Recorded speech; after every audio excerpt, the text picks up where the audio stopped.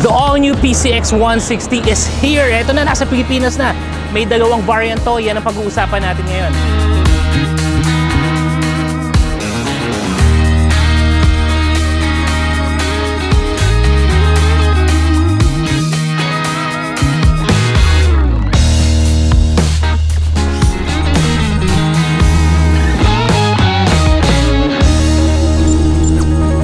Bago natin pag-usapan yan, napansin namin na karamihan sa inyo hindi pa naka-follow at naka-subscribe sa ating mga channels.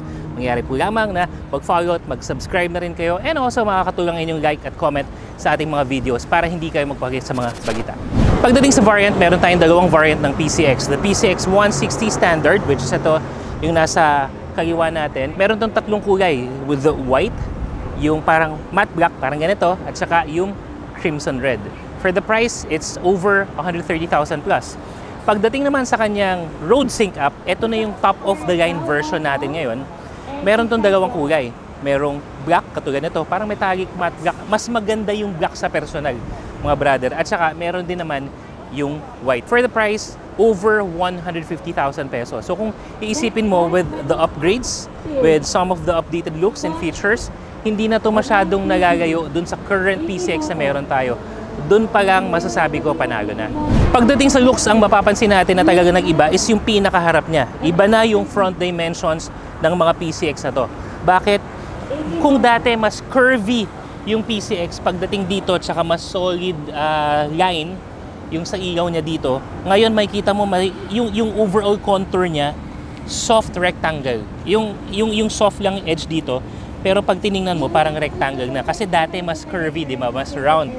And then mapapansin natin, ang laki ng daytime running lights, running from the top all the way to the bottom, back to the top. Parang yung Vini Voltes 5, parang ganun yung nakikita ko sa kanya.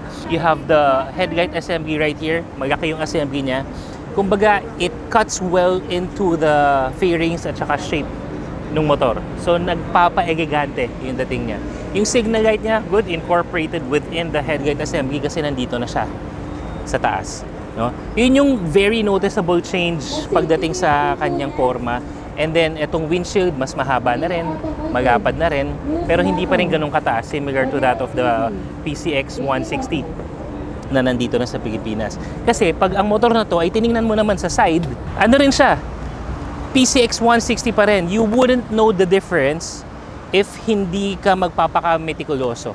So, much of the looks upgrade or update is talagang nasa harap natin. Ito yung isa pang noticeable change na makikita natin pagdating sa kanyang handlebar, because the handlebar of the new PCX 160 covered na siya. Yan. So we have several elements. Dati kasi stainless naked handlebar. Malakas din yung dating nun. Ito, Honda opted to go for the covered one. Parang dalawa, tatlong layer ng blackened and textured surface pagdating sa cover ng handlebar niya. So, kung titingnan mo, dati kasi standout yung naked handlebar eh. Personally, I prefer the naked handlebar, pero ito, ang ginawa kasi nito, naging stealth. Kung dati standout yung naked handlebar, ngayon, ang nangyari nito, dahil covered na siya with the color combination, naging parte na siya nung buong motor. Nagets nyo? Pretty much the same, and then the usuals, maganda yung ano dito. The paint finish, by the way mga brother, the paint finish, especially ito gusto ko to, yung matte black, parang metallic black color. Ang ganda nito sa personal. I'm not sure if the video can justify yung paint finish sa motor na to. If I am to get one, itong kulay yung kukunin ko. So, nice surface right here. Ito, textured surface pagdating sa ating floorboard. May mga parte rin siya para medyo hindi masyadong dudulas yung mga sapatos natin. And then for the pillion seat, ito na banggit natin na it folds into its place. Kumbaga parte pa rin siya nung pinaka-design natin. And then for the grab bar, signature na ng PCX na parang fairings lang siya. Pero ito, solid to. Ayan. Dito sa ilalim may hollow part kung saan pwedeng kumapit yung angkas mo. For the seats, gray and black color with brown stitches. Ang lakas din ng paka-elegante ng motor na to. Pagdating naman sa rear, pretty much the same. Siyempre, nakadagdag din ng forma para sa road sync up yung sub-tank na pressure canister na to. Yan. Sa muffler, pretty much the same. decent muffler cover. So, in a nutshell, sabi ko nga, hindi mo basta-basta makikita na ito na pala yung bagong PCX if you are looking at it from the side and a little bit on the rear. Pero pag nakita mo na yung covered handlebar, pag nakita mo na yung overall shape nito sa harap, dun mo talaga makikita na, okay, this is already the new PCX 160. So, overall, it still sports that the same elegance. Pero ito, dahil sa contour ng harap niya, mas naging macho na yung dating ng motor na to. Isa sa mga updates yan pala mga brother, hindi lang masyadong halata kasi nasa likod. The rear tail light assembly, iba na rin. Kasi dati parang hati na futuristic yung ganun, diba? Ngayon mas parang sleek, mas parang spaceship na yung datingan niya. Tapos okay rin, signal lights niya. Andito na lang yung kanyang winker lights. Tapos isang buong malaking tail light assembly yung nandito na sa ilalim ng grab bar yung makikita natin. For the engine, this still houses the 160cc engine. Tapos ESP Plus pa rin, yung Enhanced Smart Power. Ito na kasing signature na engine profile ng Honda kung saan nakakapag-generate ito ng enough power habang ang tipid-tipid mo naman sa gas. So that's one of the advantages kasi tipid pa rin sa gas ito PCX 160. In terms of the power profile on how I roll this thing, limited lang kasi yung environment natin, no? Andito tayo ngayon sa Honda Safety Driving Center. Ganun pa rin yung pagkaswabe ng makina, ganun pa rin yung hatak, responsive when it comes to the throttle response. So not much of a change there pagdating sa overall engine performance. Ang init. Brakes tayo mga brother! Front and rear disc brake, good plus point. At least para dito sa road sync app, yung harap natin is ABS channel na. Pagdating naman sa rear, disc brake pero hindi na to kasama dun sa channel ng ABS natin. So still, we have that front brakes na activated or channel ng ABS, good for safety. This also has a traction control system. Alam naman na natin yan.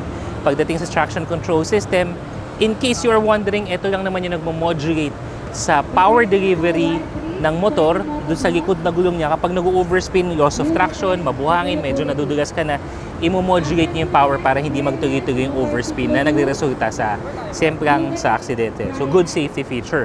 Ngayon, pagdating sa suspension, I'm not sure if it's just me, pero siguro kailangan ko itabi to sa previous version ng PCX. Parang medyo mas mataba yung kanyang front forks. Right here. No? So, dito kasi, yung front suspension nito, telescopic fork, pagdating dito, hindi natin masyado na-testing sa mga lubak-lubak. Wala kasing ganun talagang course. So, abangan nyo siguro, on one of these days, we will take this out, yung real-life review natin once we take this outside sa mga malulubak talaga na kalsada.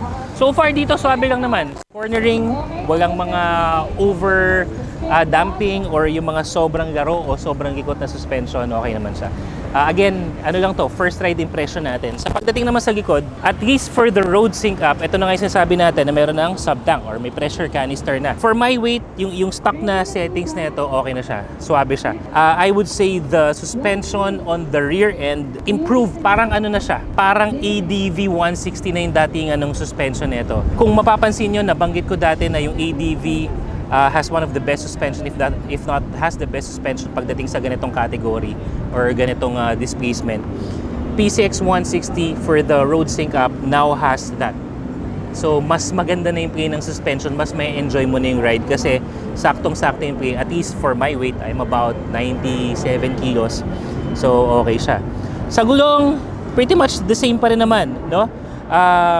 Ang sukat ng gulong natin sa likod is 130 70 by 13. Sakto yung lapad niya para sa ganitong lapad din naman ng mga motor. Pagdating sa harap, meron naman tayong 110 70 by 14. Similar din lang naman to sa stock tires ng nakaraang PCX. Pero yun nga, wala tayo kasing tuyo yung kalsada natin. In fact, mainit. So expected natin na makapit talaga to sa kalsada. So I'm looking forward to trying this out sa mga mas mabuhangin, mas malubak, mas basang kalsada para malaman natin. Saka yung sa mga corners, no? Magbabanking tayong konti para malaman natin yung performance sa ganitong mga motor na to. Bago pa rin kasi. So, pretty much soon once we take this out. Alright, riding position naman tayo mga brother para dun sa mga nagtatanong. Para mas matansya nyo, I am 5'10" in height. Sakyan natin. From the looks of it, parang wala namang pinag-iba yung seat height versus the existing PCX na meron tayo din sa Pilipinas. So, actually pretty much the same. Okay, no? Sa pagsakay ko, very flat-footed. Hindi pa talaga ako nakastretch yung paa ko niyan. And then, Ergonomics naman natin, okay yung feet position. Pag sinagad natin ng turning radius, tatama yung manibela niya, pero dito na, kumbaga yung dulong-dulo na. Ayun, no? So, hindi naman to the point na kailangan mong iiwas yung hita mo. Ano lang siya, tatama lang siya, yun lang. Pero it's not an obstruction. Yan. And then, we have an extended footrest. So, check natin. So, yung tip nung pako medyo nakagabas. Yan. So, still, okay pa rin naman. There's an extended footrest. Para lang medyo maiba-iba natin yung position natin, especially on long ride. Kasi kung mga city ride, daily commutes dito lang, wala naman talagang problema pagdating dito, no? For the handlebar, I'm not sure if it's just me, kung nai-imagine ko lang, pero feeling ko parang mas malapit yung handlebar. Wala kasi tayong panukat ngayon para mas malapit yung handlebar sa akin, sa katawan ko. Ang epekto nun, mas relax lang. So, upright riding position, malapit yung handlebar sa akin, low enough para relax lang yung siko ko. Ito siya, di ba? For the panel, okay naman, kita ko naman siya, hindi naman siya yung naka-flat. So medyo naka-tilt going to the rider. So my peripheral is, nakikita ko pa rin yung information sa panel kahit na I am riding. So, good. For the seats, medyo ano siya, sakto lang yung lambot niya. Merong part na, pagdating dito, mas firm yung parte dito ng kutsyon. Pagdating dito, dito mo makikita yung lambot. And then, halos parehas din lang naman nung dating PCX, yung sa angkasan niya. Ganun din, tama lang yung lapad para sa angkas mo. And then, similar, pillion step or yung tapakan ng angkasan. Same thing that folds into its place para hindi masyadong, it blends well with the design. Tapos malapad yung apakan. Isa yan sa mga nagustuhan ko rin na design ng PCX. Bukod sa it blends well with the design, malapad yung apakan ng angkasan. So, overall comfortable, not much of a change in terms of the overall dynamics or ergonomics ng motor na to. So goods pa rin to pagdating sa long ride. Nanibago lang ako kasi ano na siya, yung handlebar niya covered. Ito na, nasasanay kasi tayo. Yung mga PCX ay kita ko yung forma dito ng stainless nung stainless handlebar. So walang kinalaman pagdating sa riding position, but it's definitely a change. Kayo mga brother, ano mas trip nyo? Yung ganitong covered yung handlebar or yung dati na stainless steel na kitang-kita mo yung pagka-naked handlebar niya? Features naman tayo mga brother ng Honda PCX 160. Unang-una, ang susi na to, plastic. Hindi, keyless yan. Nasa gawin yung pinaka-susi natin. So, same pa rin functions as proximity key natin. So, dapat within about 1 meter vicinity para ma-activate yung motor. Fuel tank capacity is still the same at 8.1 liters. Tingnan naman natin muna yung kanyang underseat compartment. Pretty much similar as the existing model that we have. Yung ibang full face helmet hindi kasya. Yung mga mas maliit-liit na shell na full face kasya. Open face definitely kasya dito. Pero yun nga, ang kagandahan sa mga ganito, pahaba. So mas marami ka pa mga ma-store na jackets and documents and your gadgets maybe. Alright, ibang function pa dito sa handlebar natin. Built-in na yung kanyang passing switch. And then, over the right side, built-in na rin yung kanyang hazard switch. Ang gusto ko dito sa Honda, napaka-solid, no? Napaka-quality ng mga switches nila. And then, meron na rin itong idling stop system. Ito. So, again, huwag kayong magtataka if namatay yung motor nyo. Pag nakahinto kayo, huminto kayo sa isang traffic stoplight or na-traffic lang talaga kayo because it is trying to conserve your fuel kapag nag-idle stop siya. Pero, you can have the option to turn that off kung ayaw mo yung function na gano'n. Pero ang pinaka-highlight talaga ng features ng PCX 160 is really, at least for the Road Sync Up version, is the upgrade when it comes to the TFT display. Ayun na yun. Very modern na siya. It actually has several displays that you can choose from. Ito, pinili lang muna natin tong mode na to wherein we can very visibly see the tachometer, the speed or fuel consumption. Tapos ito na yung mga menu niya. And for us to toggle yung sa menu natin dyan, ito yung switch niya. Yan. So itong little button na to that goes to left, right, up, down. Ito yung ginagamit natin para mag-toggle dito. Halimbawa, we want to get into the menu. Yan, no? So marami na siyang function na hindi na natin iisa-isahin sa video na to.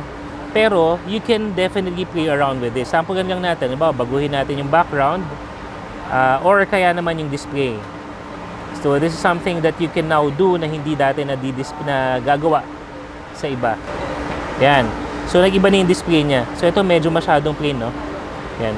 But nonetheless, this has a lot of features and mama-maximize mo itong features na to when you are using the RoadSync app that you can download from Apple or Google Play. All you have to do is connect your motorcycle dun sa RoadSync app natin.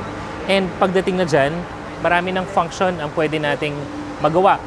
Katulad ng yung mga phone and messaging notifications, music, controlling your music, etc. etc. At ang isa sa mga paborito ko, I would say, kapag ang phone natin ay kinoconnect sa ating mga motor, is really the navigation. So this will now provide you an in-screen navigation that you won't have to use yung mga phone holder para ma-access natin yung maps.